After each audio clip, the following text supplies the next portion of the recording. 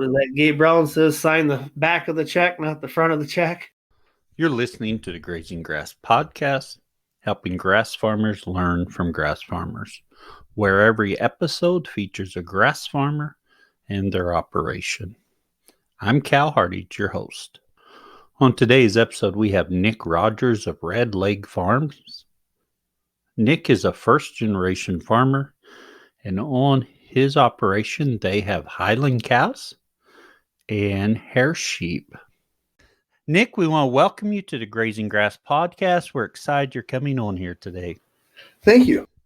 Can you tell us a little bit about yourself and your operation? We bought the farm 3 years ago now. I came out of the Army. I didn't really know what I wanted to do. I bounced job to job. I grew up around rodeo, so I had a little bit of a background in livestock. I rode bulls and fought bulls and traveled the rodeo circuit for a couple of years hard. So I knew livestock was always something I enjoyed. The opportunity came up to buy the farm, and my wife and I jumped on it. We were convinced we were going to do a small feedlot and a hay operation.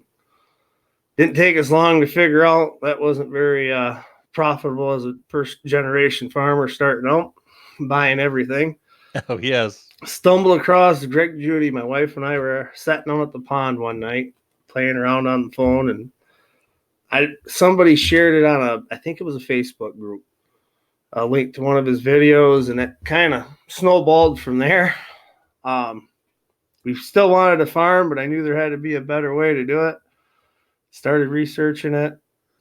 We sold all our grain-fed cattle. The Highlander kind of came in on accident. We had a chance to buy the entire fold from a gentleman that was a hobby farmer that was retired, and he was ready to downsize, but I had to take the whole herd.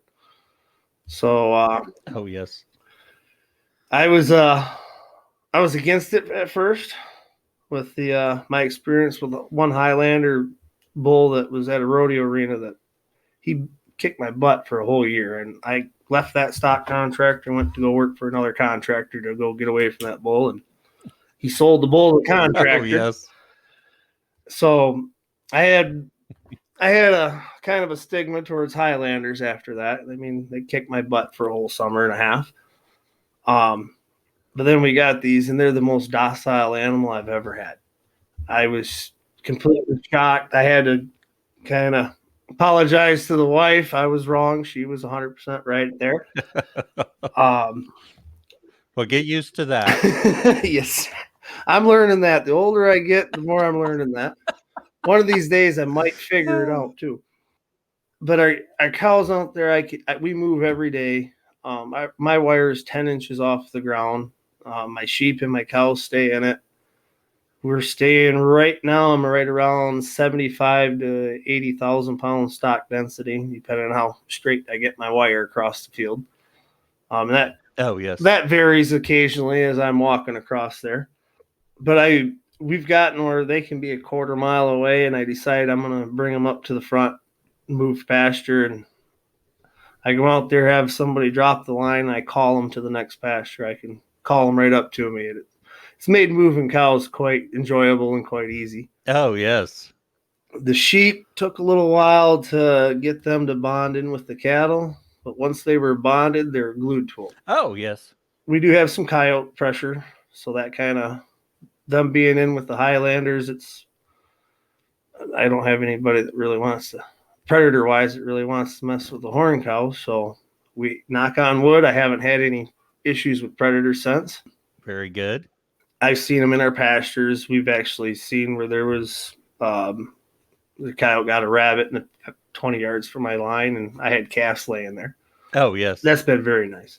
Right there, Nick. You bring up an interesting debate, and I say a debate because it's a debate we have on my farm. I say if we see coyotes out there and they're not bothering our lamps, let's keep them in the area. And, of course, my dad, he believes there's not any good coyotes. So, well, that's I was right there with your dad less than 2 years ago. I've done some trapping with some professional trappers and some wildlife nuisance control trapping. And once we started learning the rotational grazing and understanding more of the networks and working with nature, if I got a coyote out there that's leaving my calves alone, leaving the sheep alone, it knows the rules to stay away. If we eliminate that coyote, the next one might not know the rules so much. Right. Yes. And obviously the food source, the habitat's there to keep the coyotes. We can't get rid of them all, so it's easier for us to work with them than it is against them. And we keep our fences hot. I mean, my fence is between 9,000 to 10,000 volts most of the time. I run a pretty good fencer. Oh, very good. I got about half our pastures on timeless post. Oh, okay. And the other half's on steel post still. Yes. We're in the process of changing over to the timeless, and I'll never go back to buying another steel post again. Oh, yes. Very good. The timeless, they cost a little bit more, but after watching the deer run through them and I didn't have nothing to fix, that was pretty nice. We dropped a tree on it once. I went over there, cut the tree, and the fence popped right back up. Oh, yes, that is nice.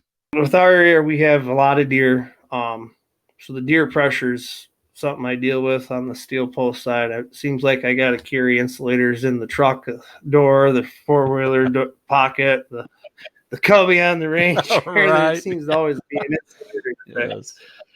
Now, Nick, where are you located? We're in central Michigan, little town of Montrose. We got 2 stoplights now. Oh, right. We're not a real big town. Wife and I grew up just north of here, and we settled here when I came back out of the Army. We got a pretty mild climate compared to some of the other people I hear on your podcast with the weather extremes. I mean, we get cold and hot, but water-wise, we're pretty blessed. 25 to 30 inches a year isn't uncommon. Yes. And I got to say, Michigan, we're pretty spread out with rain. We get some moisture from the snow. We get the rain. So we're quite blessed there, I guess. This year we've been a little bit drier than normal, so the rotation's definitely paying off this year. So how's your pastures looking right now with the drier weather? Pastures aren't looking too bad. I'm probably close to about waist deep right now. Good blend of warm season, cool season grasses. I got some velvet grass that got away a little bit, not too bad. With the dry weather, I'm a little afraid to try clipping it right now. So I think I'm gonna leave a section and I'm gonna clip a couple acres, sacrifice a couple if I mess up, and see if I do good, and so I can learn one way or another. Right, yeah. See how it goes, see how it doesn't go. But with that grass that high is a good problem to have. Yeah, it is. I'm switching over to the rotational grazing. I'm not going to lie. I'm having a hard time not wanting to bale a section of the pasture right now. Yes. But the holistic management needs to come through there and prevail there. It's, yes. The kid wants to run the track. Yes. And you did bale hay before, because when you got started, you were grain based and baling hay, right? Yes, sir. Yes, sir. Yes. We still bale hay. Oh, yes. We bale hay on rented ground. Okay. We try different times of the year. We're not in big cattle country, so for me to get hay, I usually have to travel several miles. We had a hard time getting the quality of hay we wanted. So we had the opportunity to rent some ground and put some hay fields in. So we put some hay fields in. We do use some organic fertilizer on that. We use a liquid spray on there. And this year we use some a company called Dairy Do up in our area that does a compost, manure-based compost. Okay. We spread that on with some lime. we're not organic certified, but we're in the process of getting our documentation started so we can become organic eventually. So it's been a learning curve there for us. What ag I was around growing up was always more conventional. And I still got some friends that are very conventional farmers, and there's always a good-natured ribbing going on when I'm out there spreading manure and compost, and they're out there in their $100,000 or $200,000 sprayers. Oh, yes. But we're trying to keep the cost down, keep our quality up high, and with COVID right now, it's kind of a good time to be a starting farmer with a grass-fed local beef now. So it's kind of working out for us. Yes, it is good timing for you to be marketing grass-fed beef. Let's jump back in your journey to getting those Highlanders. Yes, sir. When you decided, you discovered Greg Judy, you and the wife decided and you discussed it and thought, hey, let's look at this path. And these Highland cows came available. Was that breed on your list in your mind, or was it just out of left field? It was quite out of left field. It was we rented a small field from a gentleman for a hay field. They couldn't cut it. He said, I set last year, didn't get cut. Come cut it if you can. And I went and cut it, and he called me up and he said, I got another deal for you. Come on by. And I figured it was one of his other hay fields, and so I jumped in the pickup, drove over, kind of excited for another hay field, and he goes, I got these cows that need to, he says, some of these are going home with you. I don't know which ones yet. He says, but I'm going to sell you some of these. And I told him, no, I didn't want no darn Highlanders. And at the time I was looking at South Poles and trying to figure out how I can get South Poles up here in Michigan Oh, yes. And he made me a heck of a deal that I couldn't say no to. And ever since now I help him do some farming so he can still stay farming, but still enjoy his retirement. And the Highlanders kind of snowballed and they grew on me. I don't know if we're going to do some crossbreeding for some flavor improvement.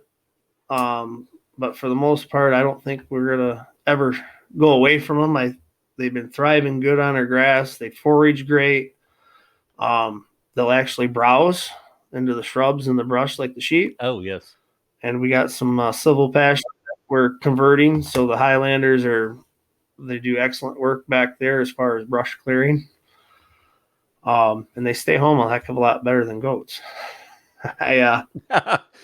Yes. Goats are one animal that I don't want to try. I've managed to get the sheep and the cows down to a single wire. I don't know if I could do it with goats. So the Highlanders are they thrive with everything we have. Yeah, you're echoing what Eli Mack said on episode 5 about the Highland cows. You know, they're browsers. They're great on rough terrain. He really likes them as well. So you got the Highland cows and brought them in. Did you have paddocks fixed up? What'd your pastures look like right then? When we brought them in, we were still using our barnyard as a centralized water location, and I had 4 or 5 acres of paddocks at the time. And I was moving them out, then bringing them to the barn every night, and that was getting to be a lot like work. And we were trying to work on other projects. Oh, yes. And we started our first rotation. I was doing it with aluminum wire and T-posts, and I was driving T-posts in the ground, running aluminum wire and tearing it down, dragging it across the field. And so I got sick of doing that after about 2 weeks. And we fenced in the whole 32 acres. I said, we're going to do the rotational. We're not going to hay it anymore. And we went to town fencing. So now I'm grazing. I got 32 acres here at the home farm and about 35 acres of running ground that we're spread out at. Not all of that's improved yet. one that we just signed the contract on the other day, so I got to get some fencing going there. So that's that's going to be an interesting one. That was a bean field that we're going to turn into a pasture over the next couple years. I'll do some heavy bale grazing on it. Still debating if we're going to seed or just try to unroll hay and plant that way. I haven't quite decided there. I seen Greg Judy's got some really nice pastures that he's done it with, but he's got a little more time and patience than I got, I think. So we're probably going to drill that in just so we want to be able to bring our numbers up. We were having a hard time keeping up with demand right now, so we need more cattle. Another good problem to have. On your lease land, is it close enough that you're going to be able to manage your cattle as one herd or mob and move them between your land and the lease land? Yeah, the one's actually right across the road, so we're going to see how well that works. I don't plan on loading them up for that one. I'm going to wait till kind of a midday and real careful, like slip across the road with the cattle drive. Hopefully no one from the township's listening. Our other pastures are all within 5 to 7 miles. Oh, yes. So right now it's taking me about 3 to 4 trips to haul the herd over there, get them over there. We're working on some little bit better transportation. Oh, yes. And as I lease a farm closer to us, I let the farthest one go and kind of get my radius down smaller. Hopefully we're going to keep it as a mob grazing. Yes. I really like having one pasture. At times I got to split for different. I got one farm I can't bring the sheep to. They just too many neighbors' dogs, too many other issues, and it's just easier not to bring them there. So that gets to be a kind of a pain in my rear end to do 2 sets of chores. Right. So I really want to stick with the mob grazing.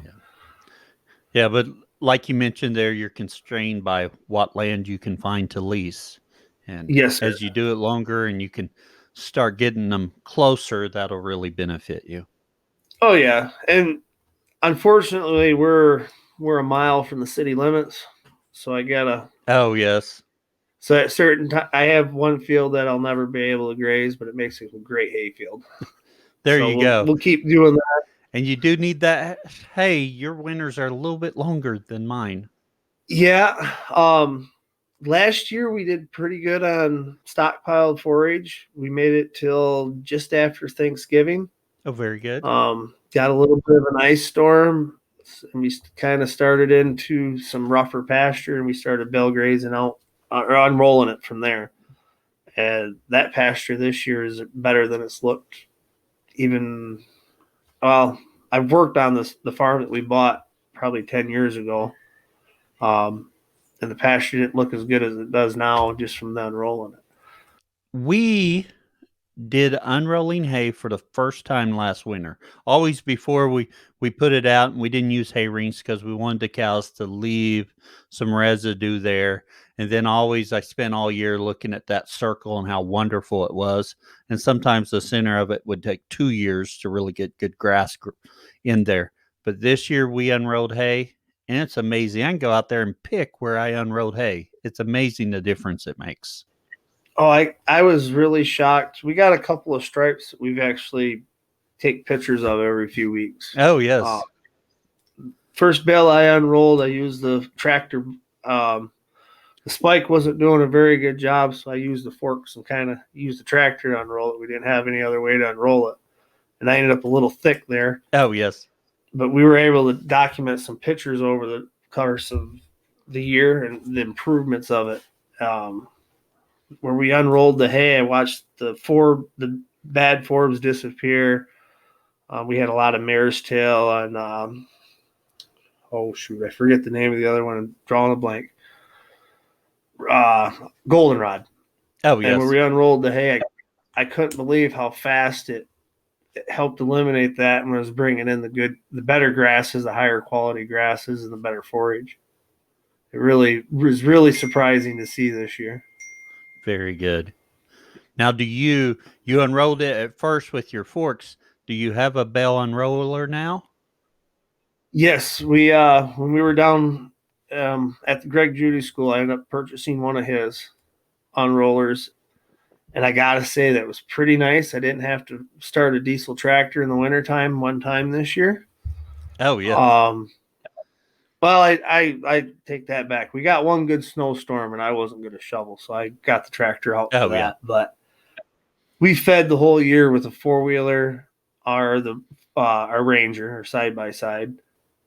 I got up. I think our deepest snow was about 12 to 14 inches that we had built up. I got a little deep there. The ground was frozen hard enough. I used the pickup, but Oh, yes. it was. I heard small enough. I can't put on a whole bale. They'll waste too much of it. Yes. With that roller, I can put a half a bale out, stop, crank it back up, pull over to the other side of the wire, and it's there for the next day.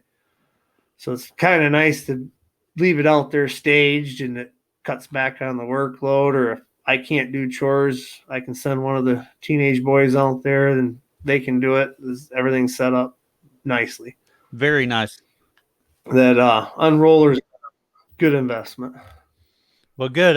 Everyone I've talked to that's gotten one has just been ecstatic with it, really happy with it. We looked at his videos and looked at pictures and built our own, which probably doesn't function as well as his does, but it's getting the job done for us. After seeing one in person, I was glad we didn't build our own because we thought about doing that. Oh, yes.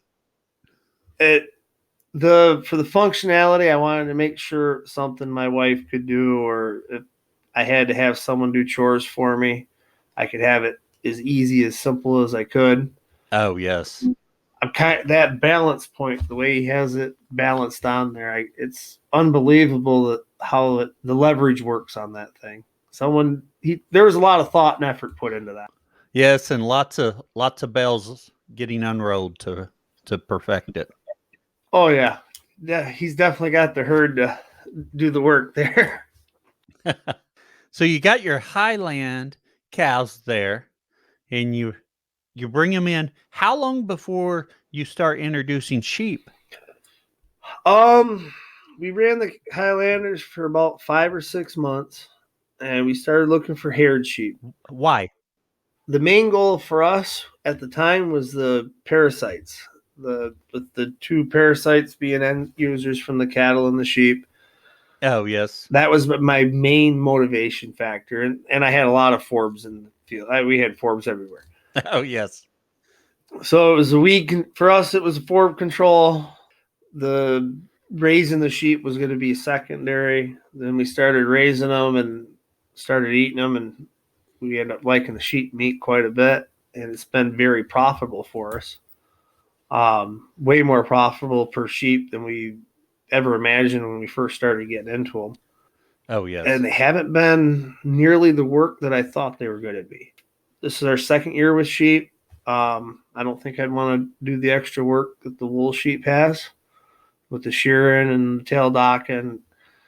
Our haired sheep are we called quite heavily when we first got them. Anything that jumped the wire after so many times was gone. Anything with bad feet, we set down the road. So I think we called probably 40% of our first initial flock. And now I'm definitely reaping the rewards of it. I'm hoping to improve it as we go on, but you're always trying to improve every day, just want to improve every day.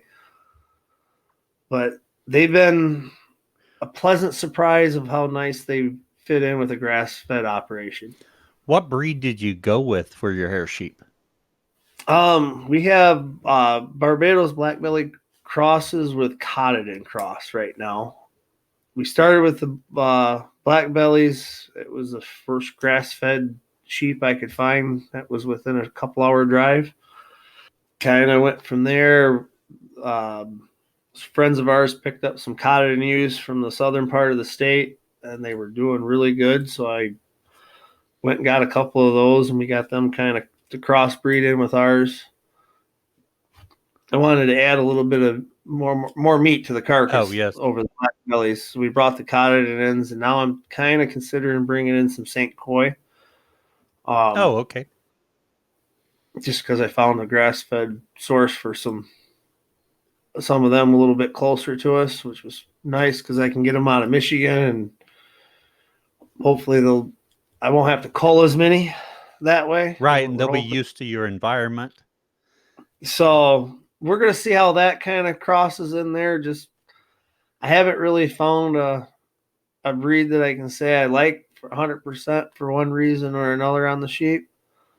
So my flock's small. I want to kind of experiment and learn from there and kind of decide what we want to go with from there.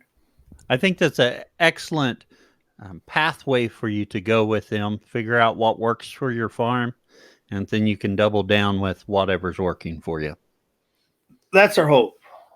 With the sheep, you got started, and you were, I think, pleasantly surprised by the meat. How is that going for sales? Are you direct selling it? Yep, we direct sell the sheep, our beef. So far, we haven't had any that we couldn't sell. Yes. Since in COVID, with us starting off, and COVID kind of, as bad as I hate to say it, for us being a small farm, COVID was good for business.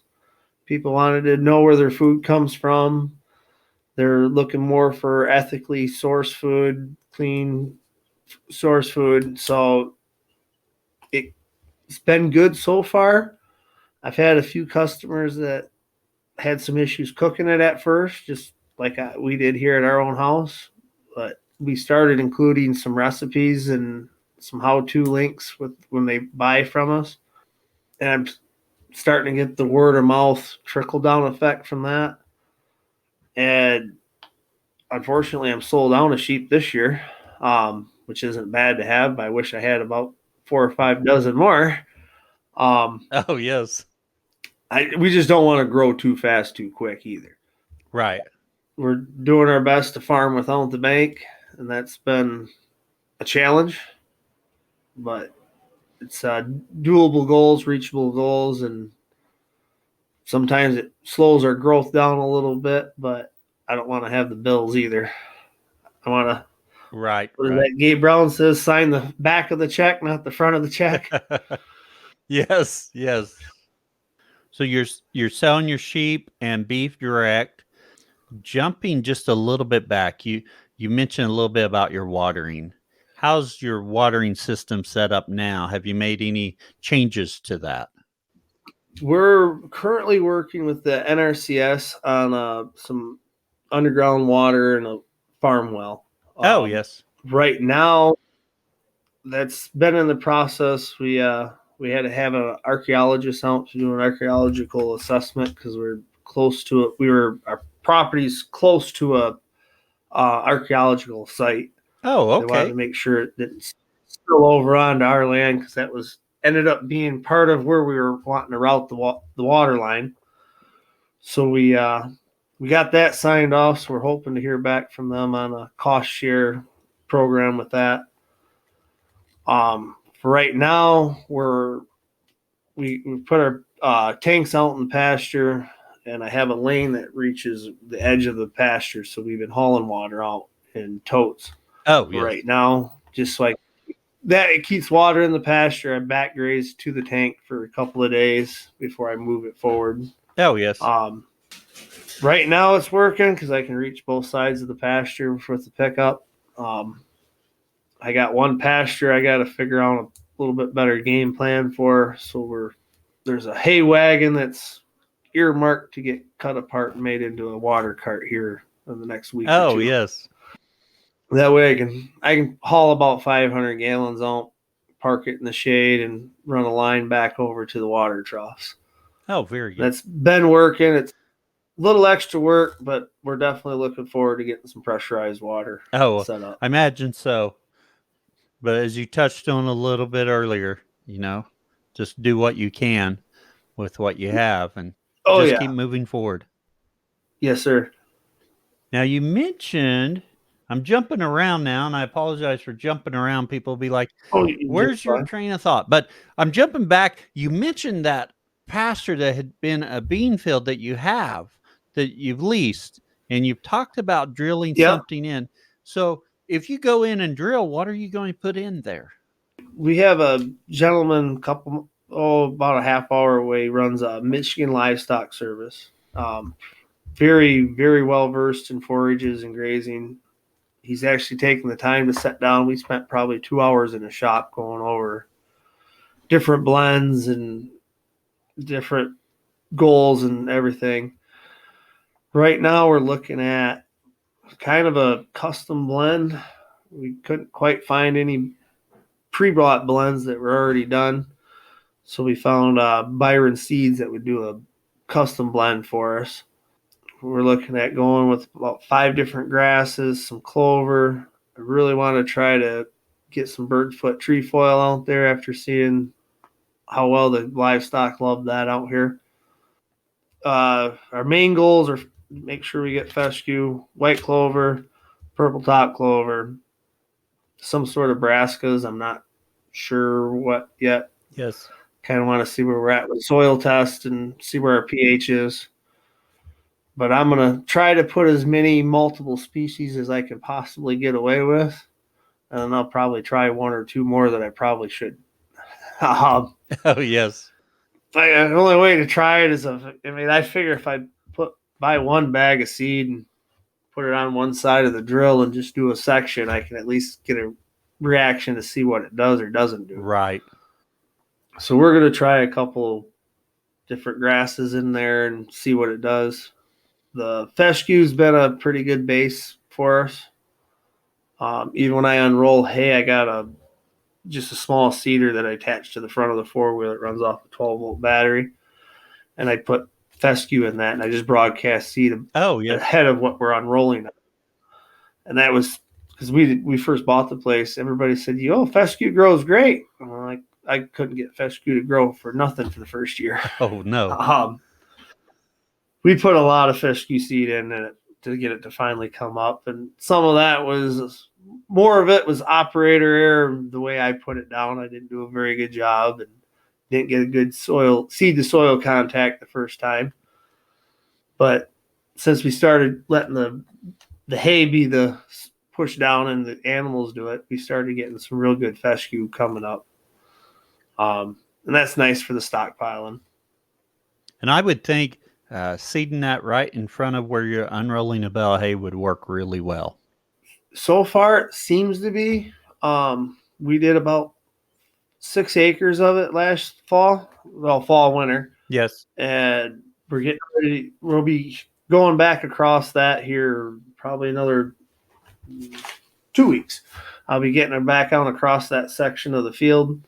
So I have been kind of lazy. I haven't been all the way back there to really look it over real good, but I was amazed on how much fescue did come up when we were back there a couple weeks ago. Oh, very good. So I'm quite pleasantly happy with that. I'm hoping to have more success with that on the rest of the pastures. But, dumb luck works out sometimes.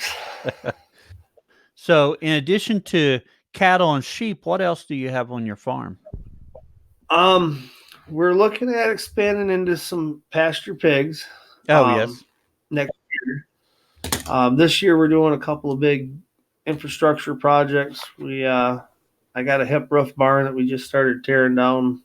Well, this morning was our first time taking the sledgehammers and pulling some siding off, and we're building a shop.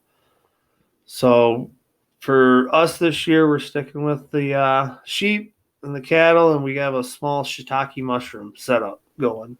Oh, yes. And the shiitake mushrooms that came from Greg Judy, and we were already clearing some fence rows and cleaning up stuff and opening up trails through the woods, and I didn't want to just burn all that. So the shiitake mushrooms kind of came from there. I think we did 40 logs last year total.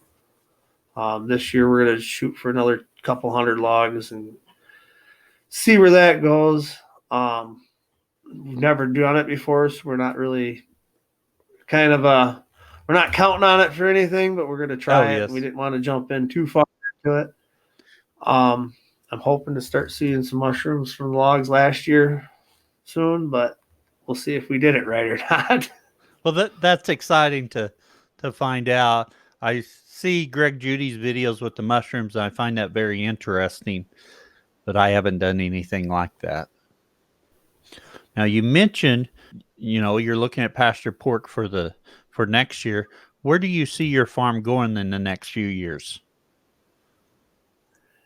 In our next few years, we would like to we'd like to have the beef, the sheep, and the pork going with all grass fed. We want to be certified grass we want to get certified grass fed, grass finished. Oh, yes. We're following the practices minus a couple of the documentation I wasn't quite doing up to their standards, so it wasn't too bad to change forward. Oh, yes. Now we got to get scheduled for inspection. I'd like to do some more direct marketing, and I really want to start looking at some catering more towards some of the restaurants. As part of our long-term goals. Our restaurant industry, unfortunately, was hit quite hard here in Michigan. Oh, with yes. the shutdowns. So we kind of backed off on those contracts for right now. Obviously, we lost a couple aren't in business anymore. So kind of a reset, regal. We talked about possibly in the next 5 years looking at doing some sort of a farm store. Oh, okay. Yes. We've been doing the individual cuts. We just started getting some dates booked in with a USDA processor as part of the anticipation of that transition, because everything else we've done is us selling direct to the customer. We're doing everything in shares, so we're doing our butcher's state inspected instead of USDA inspected. Oh, okay. Yes. So we're just getting transitioned over, and how butcher dates are quite hard to get. They are. Here. So we were happy to get our foot in the door, but we're booking 18 to 20 months out. We got to book our dates right now, and you don't want to overbook. That's just amazing. I'm hoping we see some relief in that. I told my wife we should have been butchers instead of farmers at one.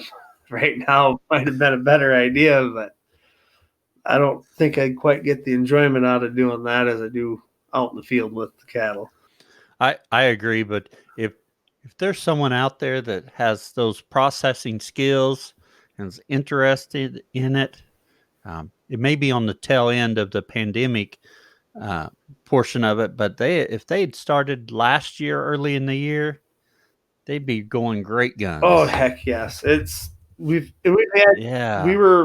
had one pup that started here in Michigan just as the pandemic started. So it was, but one processor for the whole. I think we only added like one or two in the entire state during the pandemic, so that there wasn't much relief felt. But great news for the business. But hopefully in the next few years some of that'll level off, and it'll be a little easier for producers to get the dates. Yes. Well, Nick, it's great learning about your farm, but let's talk about our overgrazing section, our deep dive into one of your practices or things happening on your farm. So, Nick, what is our topic for the overgrazing section today? Well, I've been putting some thought into it because I'm nervous about public speaking. I ain't gonna lie. So You're doing great. Oh, thank you. I'm thinking the Highlanders, integrating them with our sheep, having that as one mob, and how we're able to use that for our predator control. I don't know if it was dumb luck or what, but it kind of, once we got the sheep and the cattle to bond together, there's nights I don't sleep very well, so I get up and go. If I'm going to be awake, I'll go out and look at the cattle. Oh, yes. I walk out in the middle of the pasture in the middle of the night, and I got the cows are in one big, circle, and the sheep always seem to be in the middle somehow. Oh, very good. We've had coyotes. We got bobcat in our area, and we've never had a problem with the predators once we put them together. Growing up around trapping and hunting, I was always, if it was a coyote, it needs to go. And so it's been a little bit of a paradigm shift to leave them be. But the cattle, this one big mob, ended up kind of being a heck of a good deterrent. Oh, yeah. Which is nice because I can take them anywhere to another farm. I don't have to worry about somebody's neighbor's dog getting in with the livestock guardian dogs and being a potential issue. Or so for us, it really created we got our predator security system, and most of the time I don't think I have to worry about a cow ever hurting a neighbor's dog or pet cat or anything that way. Oh, yes. So you're running your sheep with your Highland cattle, and those Highland are basically being your livestock guardian animals because you don't have any other animals with them, correct? No, well, like my pet dog comes out with me every day and he runs around. Yeah. Other than that, we were able to leave them be. We got them I got them into some remote areas, a couple of farms that there's nobody else. They're vacant farms. And we've walked out there going out to do morning chores and seen coyotes run across the field. And I get out to the cows and I got the sheep are laying there still half asleep. Calf's laying next to mom. Nobody's even stressed down or worried. And it was kind of nice to see that. Oh, it would be. It saves us having to buy a dog and run through the rigmarole of training them, feeding them. Yes. So for us, it kind of worked out as a cost factor and cost savings. And I know a lot of people don't like the horn cows, but we found a way to kind of benefit from them. Right. And if it's working for you, that's what matters. Knock on wood. I'm going to keep going with it as long as I can get away with it. I've read an article or two about bonding your cattle and sheep so you can have that mix flirt to provide that protection. And the things I've read says the key is the bonding. How did you get your cattle to bond to your sheep? We started when I first brought the sheep out. I started the sheep. I have a small 1.5 acre hard fenced. We use that for a training fence, whether it's cattle, sheep, or anything. I got a hotline that runs around it. Just move it down, up or down, depending on if I'm doing sheep or cattle. Oh, yes. That way, good hot fence in there. We keep them in there about 3 days. We started the sheep in there. I brought the cattle up next to them and grazed past them. And then we started putting them in together. When I first put them in together, it was taking 3, 4, sometimes 5 lines. At one point, I had a couple that were still jumping out. The sheep were getting pushed around a little bit by the cattle. So I went to Premier One fencing. I borrowed from a neighbor down the road that was using them for his goats. And it took a layer of Premier One and 3 layers of polyline. We kept angled, so I had multi-layered. And after about a week of that, they got used to each other enough that we pulled the Premier One out. I went with 3 lines, and then we called down anything that jumped. Oh, yes. And then from there, we got down to 1 line, and they just stayed with each other, and now I can't separate them. We brought the herd up into the catch pens to sort down a heifer the other day, and I ended up having to sort sheep at the same time because they run right on into the alley, and luckily they'll usually cut out quicker so I can run the sheep through first. But oh, yes, we've been quite blessed with that. I hear a lot of people struggle with that, and kind of one of them dumb luck things happen to work. Well, it sounds like it's working good.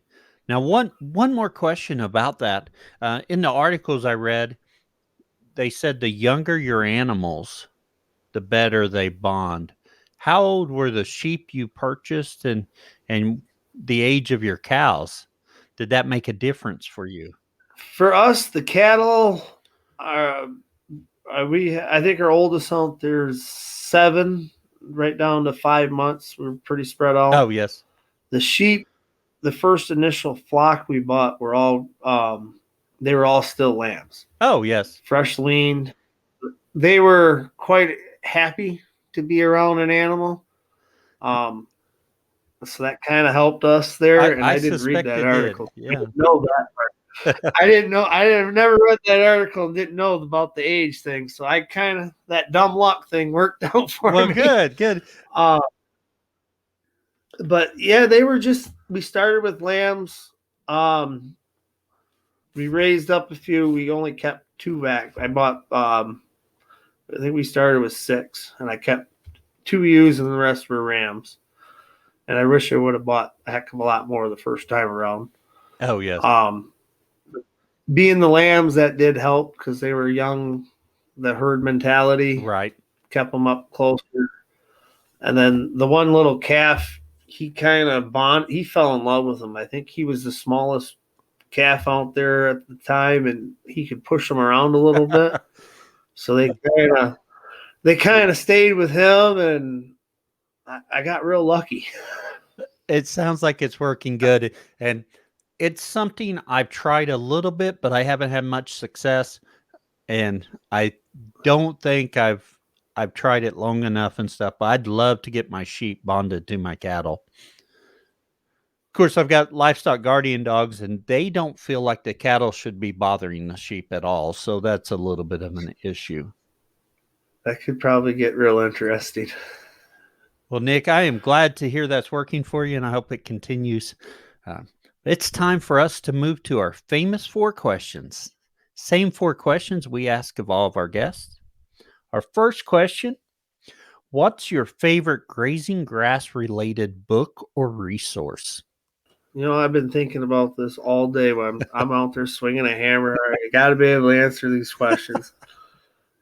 As far as a resource, I'm really good. I've thought about I've read quite a few different books in the last few years. I'm just ordered Greg Judy's new book. Salad Bar Beef's been a good book, but I have to say the internet has been the best resource for me. I can reach out, find the books I want, find the podcasts with the grazers and the producers, the YouTube videos, the how-to. There always seems to be someone that wants to try what you want to do, and you can at least see what they're doing and what not to do or what to do. So I gotta say the internet's probably been my biggest resource, or my phone. I mean, that's got my grazing schedule on there, my pasture management plans. We use a task manager app called Asana. Oh, yes. Which is, I can put it, that has been a game changer for us. My wife can put honeydews in there. I shouldn't have had her do that, but you know, got to take the good with the bad. But sometimes all of a sudden I think I'm checked off for the day, and all of a sudden, where'd that come from? Oh, yes. But yeah, that's been a huge resource for us. Very good. Our second question, what tool could you not live without on your farm? My fence remote. We run a Stay Fix fencer, or Speed right now. Yes. That dang remote is, I'm bad about electrocuting myself, or when I was doing the aluminum wire way back, there was times I'd tie onto a hot fence with a pair of pliers and try to get enough wraps without electrocuting myself. And we went to that Stay Fix fencer, and that remote, being able to shut that fence off anywhere in the fence, that's been a lifesaver. Big time saver. I don't have to call my wife up. Can you shut the fence off? I'm out here in the back 40 and I need to do this. I get up in the morning and it gets shoved in my back pocket when I'm heading out to the fields, and it doesn't come out of my pocket until I'm done for the day. Nick, I concur. That fencing remote is wonderful. Sadly, on one of my lease properties, I have a portable fence charger and solar panel on it, but I got a Stay Fix, Speed Right a 2-jewel that doesn't work with the remote. I'm about to change that over to one that works with the remote because I miss having that remote over there. Those are so. It's even when the deer break an insulator, I got to go left or right. Oh, putting that using that compass is yes, so nice. Yes. Our third question: what do you wish you knew when you started out, or what would you tell someone just getting started on their journey?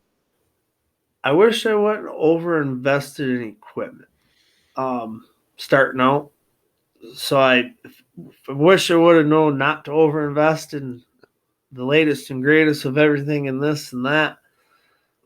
Wish I would have took the time to let the land kind of tell me what I needed to do instead of me trying to tell the land what to do. Yes. If that makes any sense, I was convinced I'm going to do this, this, or that.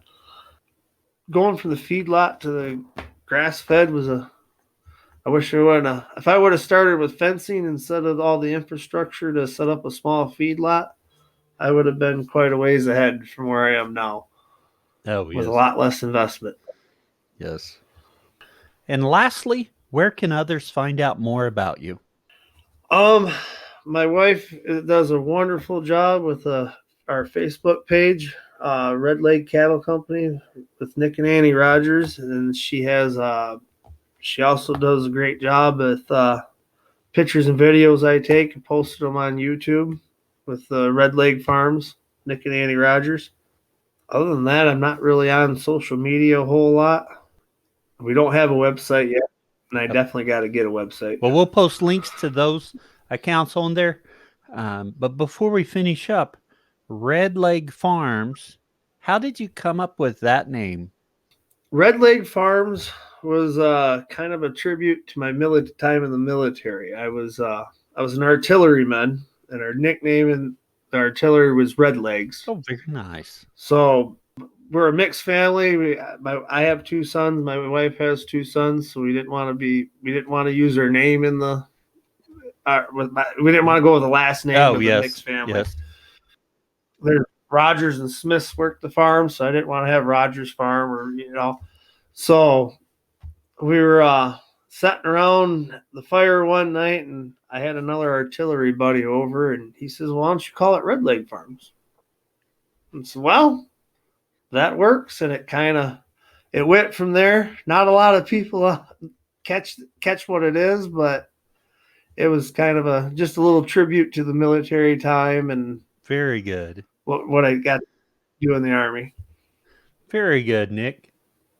Nick, we really appreciate you coming on to the podcast today and sharing about your operation and what you're doing. Well, Cal, thanks for having me on. I appreciate giving me a chance to be on, and I actually had a lot of fun. Well, great. Wonderful. You're listening to the Grazing Grass Podcast, helping grass farmers learn from grass farmers. Each episode features a grass farmer and their operation. If you'd like to be featured on a future episode of the podcast, visit grazinggrass.com and click on the Be Our Guest link. Fill out the information and we will be in touch. Also, share this episode with someone who may find it valuable. Also, follow our Instagram page and our Facebook page. And as always, keep on grazing. Hey there, listeners. We appreciate you tuning in and want to continue bringing you the best content we can. But producing a podcast takes a lot of time and effort, so we need your support.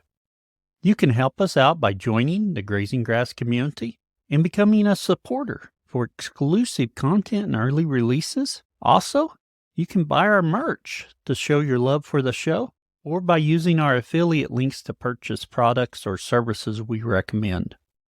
If you can't support us financially, please spread the word and tell others about our show. Thank you for your support, and we can't wait to bring you more great conversations from grass farmers like you.